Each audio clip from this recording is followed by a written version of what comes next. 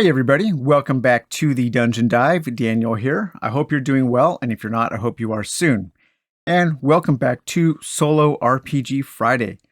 Okay, for today's episode, we're going to be going over a session recap of a session I had for Talisman, playing it solo, and we're going to be covering some of the additional tools that I used to make this game possible, in addition to the regular Talisman stuff.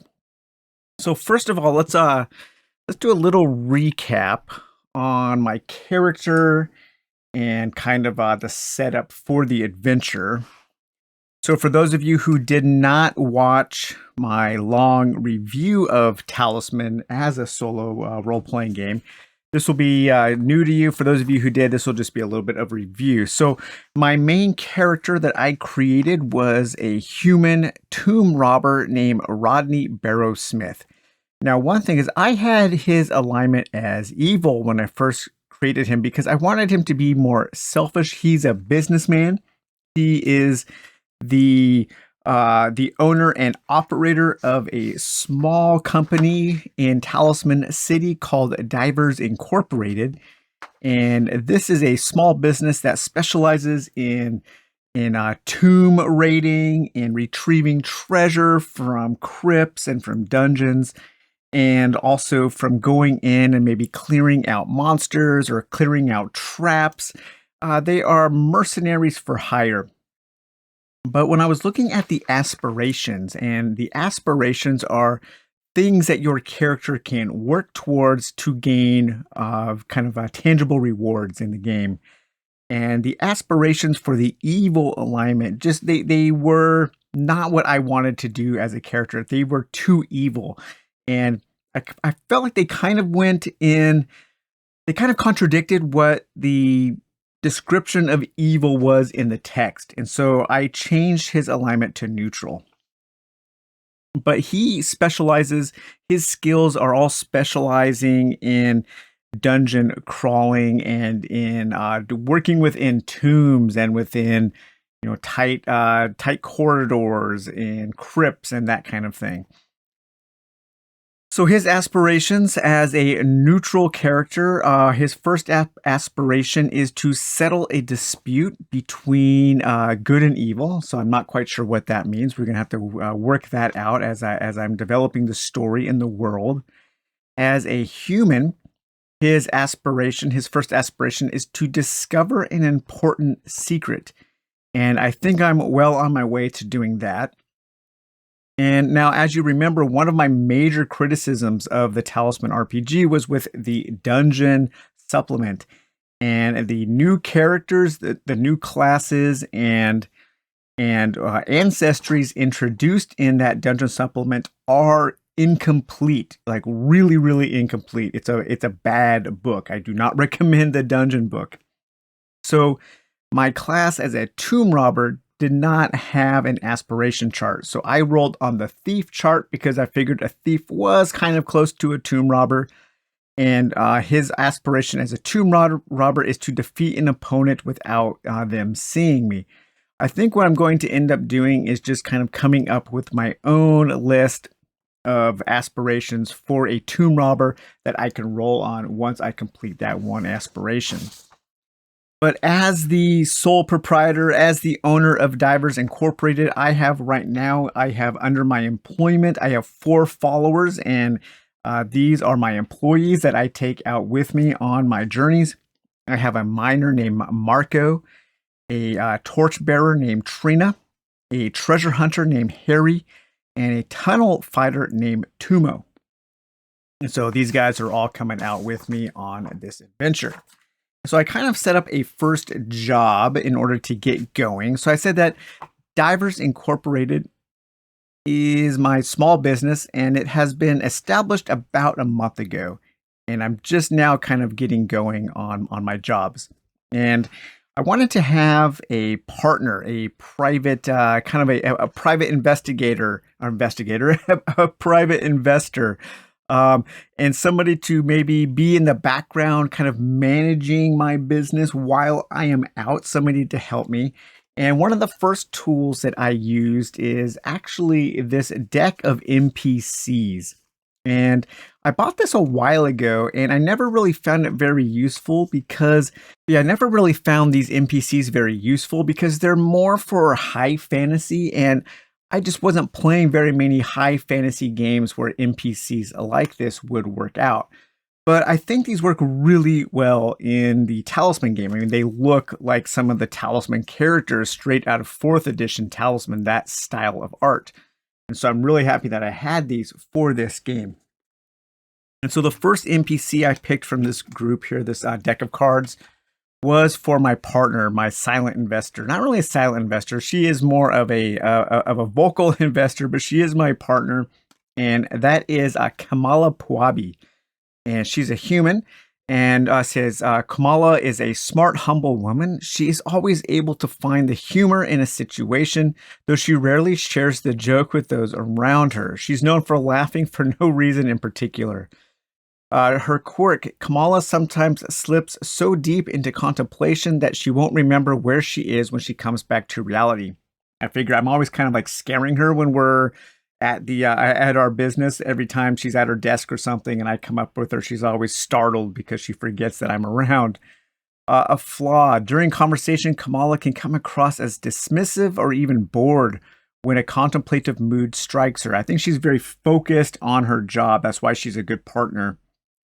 Her goal, Kamala wants to understand the deeper meaning of life and the purpose for which she has been put here. And a secret. Kamala sometimes has dreams about people before she meets them. That could be really interesting for if somebody wants to hire us, and that could help lead to an interesting situation where maybe she knows something about somebody who's hiring us, even though we have never met them. Okay, so then I wanted to do a little bit of like biz dev, a little bit of background on starting my business. I don't know why I am always so fascinated with running a business in an RPG. I have no desire in my life to manage a successful business. I think that sounds really stressful. The dungeon dive is about as close as I want to get. But maybe I do secretly have this desire to own my own business. I don't know, but I'm always fascinated with this in RPGs. So I came up with some expenses, and what I did is, so in this game, your followers have certain abilities that they can trigger, that you can trigger while you are playing the game. And each one of those costs a certain number of loyalty. The followers that I chose to be in my retinue, the way that they gain loyalty back is by me paying them 1 gold. So they're like mercenaries. So I took the total of all of their max loyalty, and that is 21 gold. So I'm saying that like one of my expenses is going to be, for every adventure, I need to pay 21 gold for my employees to remain loyal to me, because that's what an employer does, right? Buys loyalty.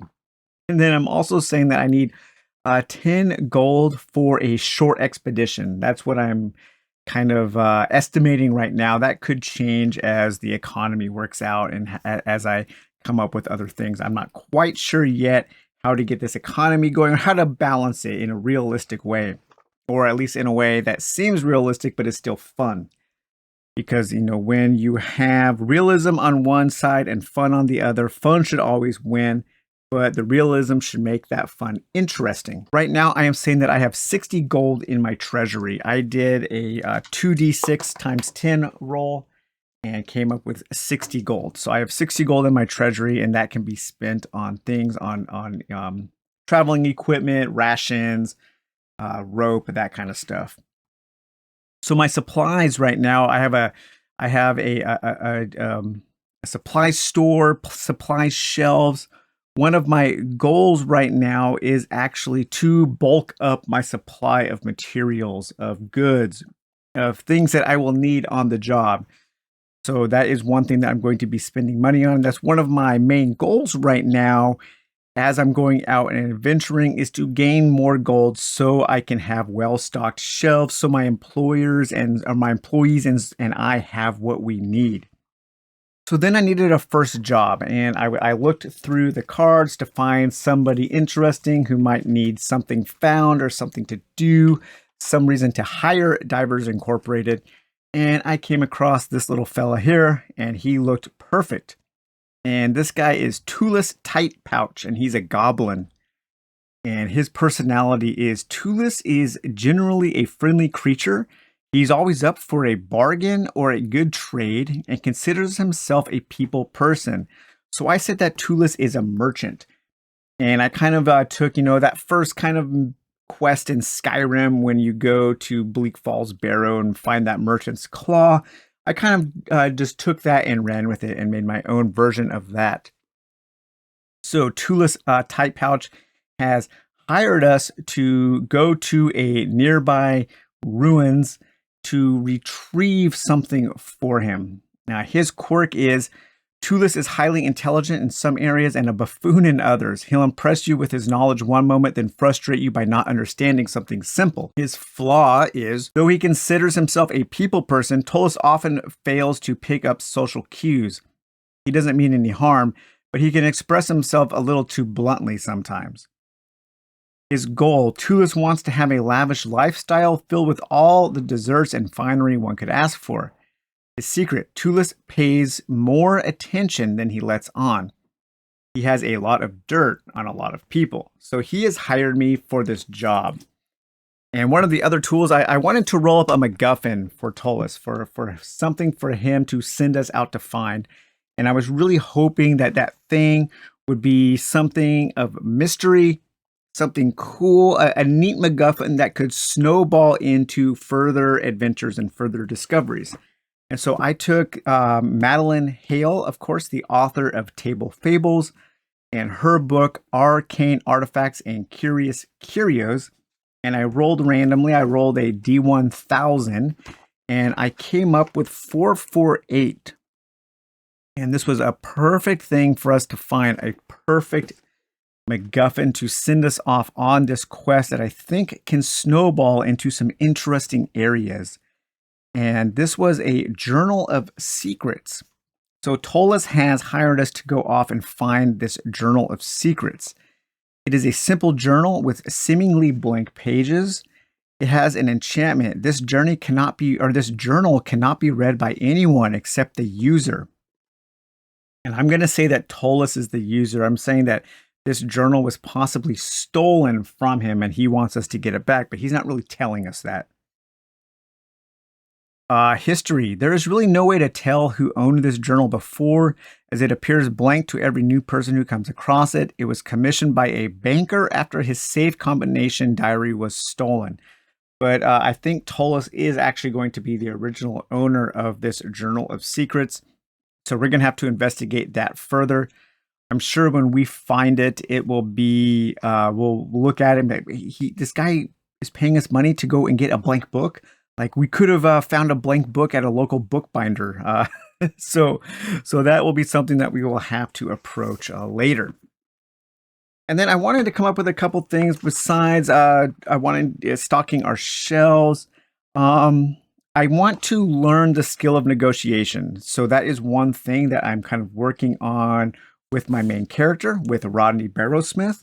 Is as he levels up, I'm going to try to learn the skill of negotiation so I can negotiate better prices, better fees for my payment. And for when I retrieve treasure, maybe I can negotiate more to get a better payout from the people who pay me. And I also need to hire some kind of a guide and somebody to help me in overland adventures, because my character and all of my followers are really spec'd for doing things cool underground in dungeons and crypts and tombs and that kind of thing. And I quickly realized that I needed somebody to help me for when I am exploring above ground. And so I'm thinking of, because I'm finding it a little bit challenging balancing this game for one hero. That is one thing that I really enjoy about Scarlet Heroes, is that it is made for the ground up for one hero. You don't have to think ever about how to balance that game for playing a single hero. But Talisman, you do, like a lot of other RPGs. And that is one of the things about playing RPGs not meant for solo, playing them solo is balancing. And so I'm thinking about once I get a certain number of missions under my belt, a certain number of jobs, I'm going to create a character who's kind of a hybrid character in between a full-fledged PC and a follower. And they are going to be helping me as a wilderness guide. It'll probably be some kind of little gnome or something who can help me navigate the forests and the plains, the general wilderness around Talisman City. So that's one thing that I'm going to be working towards. And I figure it's kind of a cool thing to do to take a problem I have mechanically in a game, such as a balance, and then coming up with a narrative or a gameplay reason to solve that problem. It's kind of like, I don't know, it creates a little bit of a meta texture to the game. Okay, so job 1.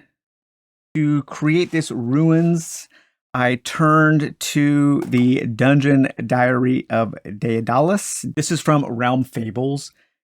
We have covered a lot of Realm Fables stuff before with the world builder, and this was actually provided to me by Realm Fables, so thank you for that.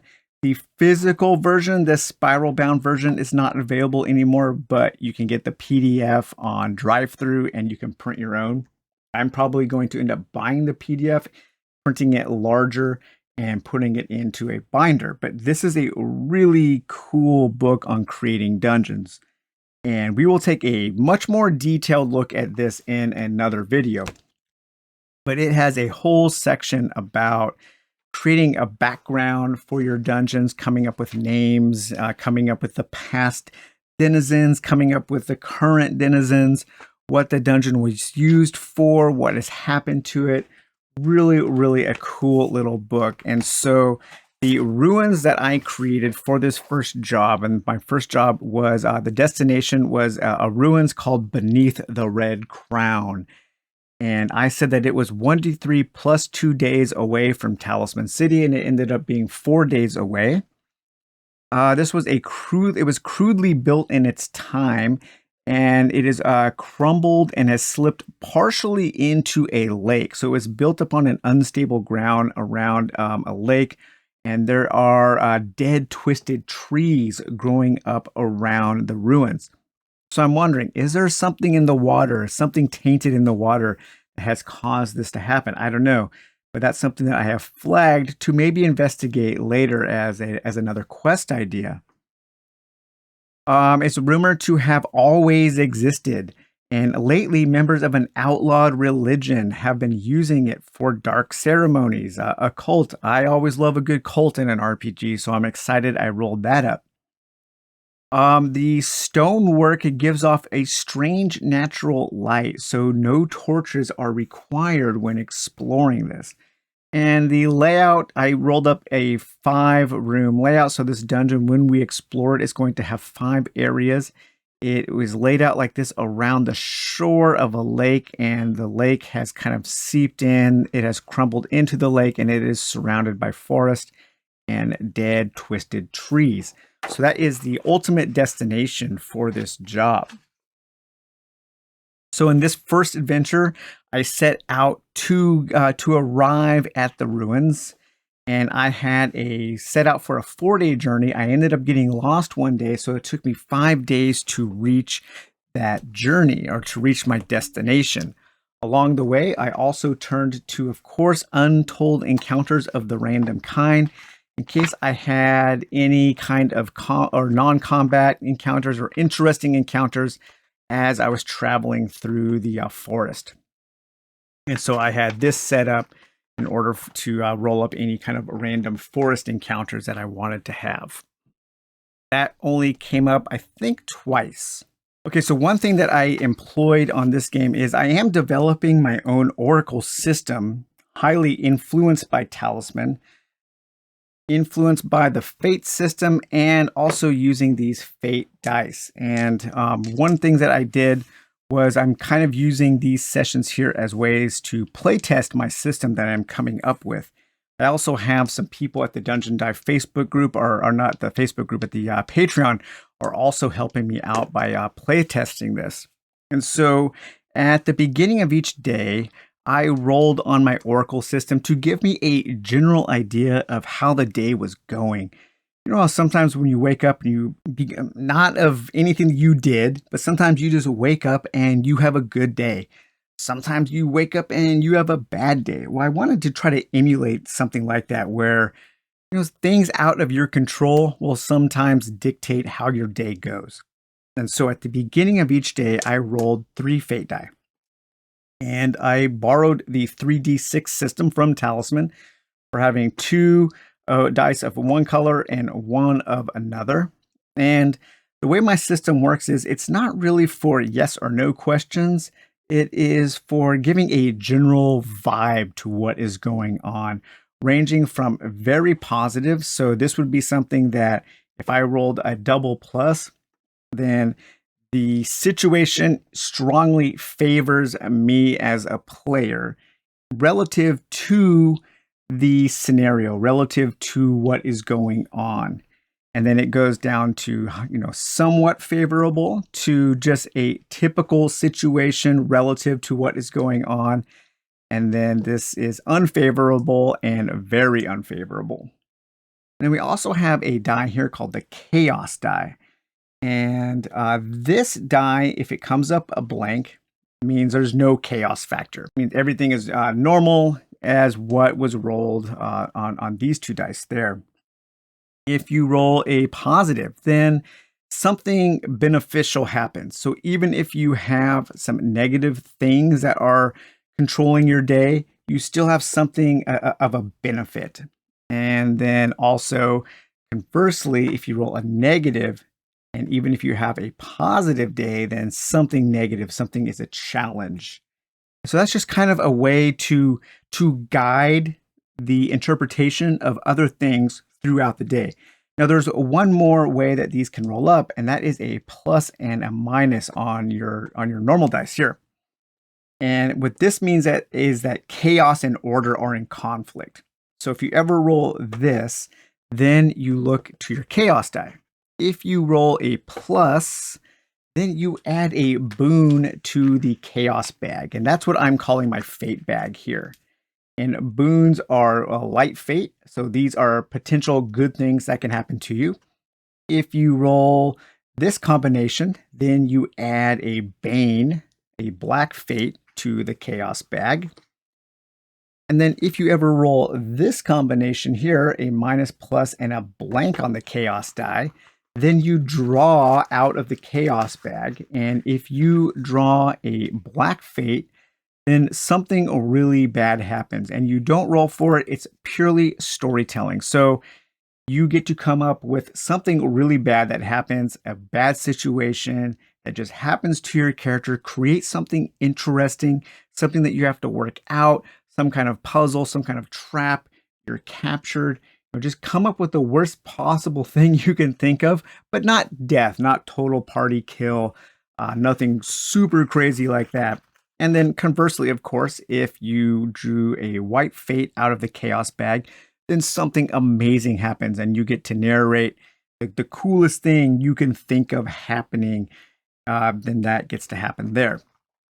And so I'm really liking this system. I'm liking it more than a simple yes or no.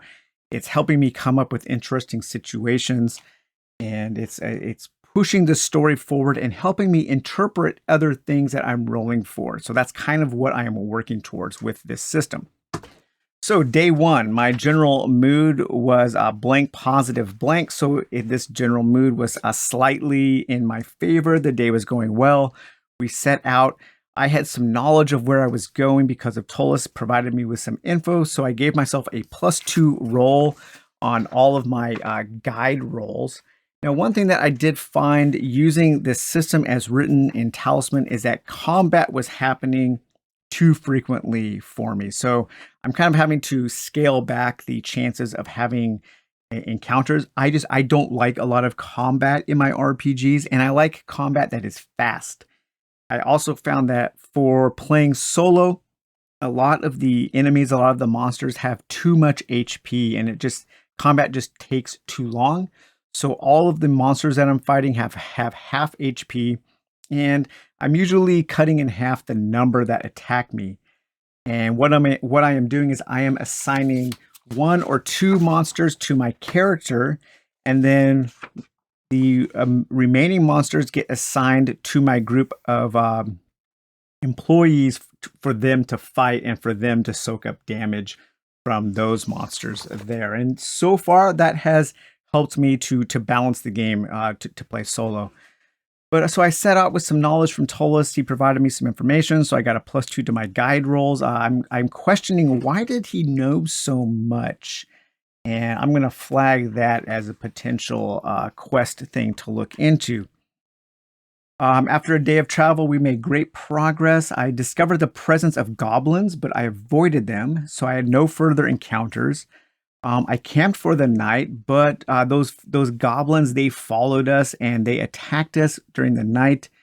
But I used my kind of my plus for the day to say that we were well rested because we had such an easy day of travel. We were well rested when the goblins attacked us, so they did not get a surprise on us. We were up and at them really quickly, and we were able to fend them off. But one of the goblins got a really lucky strike on me for 9 damage. I did roll up that this combat did happen in the first watch of the night, so there was still a full 8 hours of sleep because we had such a good day, so I was able to recuperate from that damage. Day 2, the general mood was unfavorable, and I had a negative on the chaos die, so something bad was going to happen. And we made good progress, but the trees were dense and we had low visibility, so it was hard to see. It was hard to watch for enemies. So I had a -2 on watching for enemies. I was attacked by a wild boar, and we're saying that I said the wild boar was in a kind of a violent mood because we had gotten too close to its cubs or pups. I'm not sure what baby boars are called, but I was able to kill the wild boar in a single blow.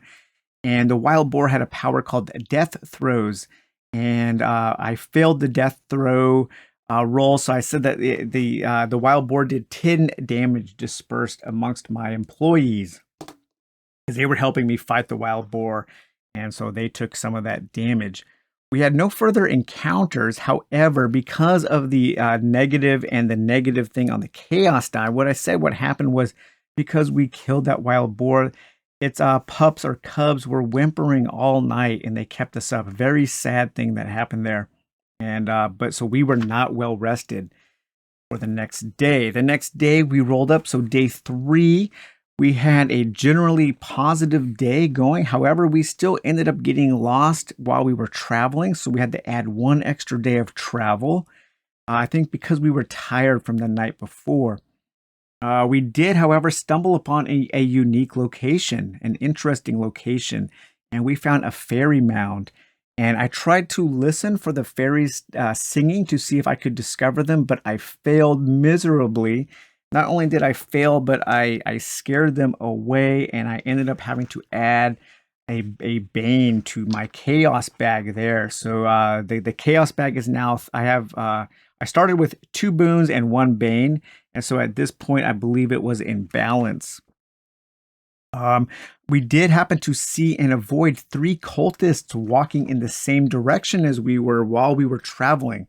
And so I figured that they were also on their way to the ruins. And we weren't able to follow them. They were so far off in the distance. And by the time we kind of caught up to where they were long gone.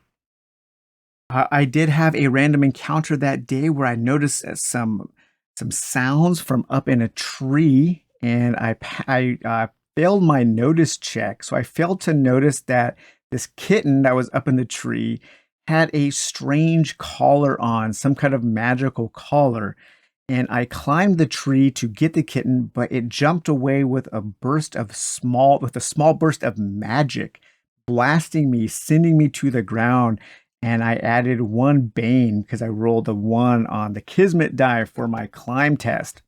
And I also failed the climb test. And the cat got away with a burst of magic and also added some more bane to the chaos bag. So day 4, this was our extra day because we got lost on that one day. So we traveled at a good pace. thanks to the info provided by Tolus. But I failed that we were being, or I failed to notice that we were being trailed by carrion crows, but they were flying overhead above a thick canopy of trees. So we were able to hide under a nearby fallen tree in order to avoid having to fight the carrion crows. We camped and had no further encounters, and we were well rested by day 4. And day 4, the general mood was just a slight negative, and so that made it harder for us to hide, but I was able to hide. And then day 5. Day 5, we had a slightly favorable day with a plus on the chaos. So actually, I'm sorry, I misread that. It was the plus minus. So chaos and order were in conflict, but the chaos die was a plus. So we were able to add a boon to our chaos bag on that day. On that day, I should say. We made good progress approaching the ruins. We were looking for signs of the cultists that we saw earlier, and I completely failed to notice the obvious signs that they were around, and I ended up having to add some bane to the chaos bag. And then I consulted the oracle to see if there were a chaos sentry, and I ended up rolling this combination here, plus minus minus. So I ended up adding another bane to the chaos bag. And that made me wonder, is this place cursed? I might have to find out. I might find out in a really bad way that this place, these ruins are actually cursed. And so I'm not sure what's going to happen with that. But having 2 banes added to the chaos bag in the same day, in the same encounter, that does lead me to think that this place is highly cursed. And we were surprised by D3 cultists. We were surprised by 3 cultists, but we were able to beat them into submission. So we've made it to the ruins. And in the next session, I'm going to go into the ruins and I'm going to search for the secret journal that Tolus has hired us for. And that's about it. That is my session recap. This was a lot of fun. I had a lot of fun playing. I'm having fun working out my own oracle system, combining the fate dice, combining the kind of the idea of the Kismet die from Talisman, and also combining my own kind of homebrew fate system with this bag of chaos. A little bit of a pressure luck element going, because when I draw from this, who knows what is going to be, who knows what is going to come out. I'm trying to keep, okay, I know there's 4 and 4. I think it's in balance right now, but I can't quite remember. So this is going to be a persistent bag. I'm not going to change this from session to session. Maybe I'll change this at certain times in my adventures. I am not sure. But so far, my gameplay with Talisman, using it as a solo RPG has been fun. It's a little imbalanced for one hero, so you do have to do a little bit of work. There are a few too many combat encounters, so I'm coming up with a way to lessen that. But overall, I think it's working pretty well. I will also say that there are Talisman for me personally, has more rules than what I am normally used to. Way more rules than something like Scarlet Heroes. Way more rules, things to remember than something like Morkborg, especially. For me, it's at the high end of the rules spectrum. For a lot of people, that's not going to be the case. For a lot of people, this is going to be a very simple game. But just from where I am coming from, I'm finding it a little challenging remembering everything, but it is easy to just write things down to keep those in mind. But I am having a lot of fun. This was a really fun session. I completely lost track of time, and I have some memorable moments to go back to come up with further scenarios and further mysteries to investigate. And I'm looking forward to the first dungeon dive with my Divers Incorporated. All right, guys. Well, I hope you enjoyed this episode of Solo RPG Friday. We will talk to you later. Bye-bye.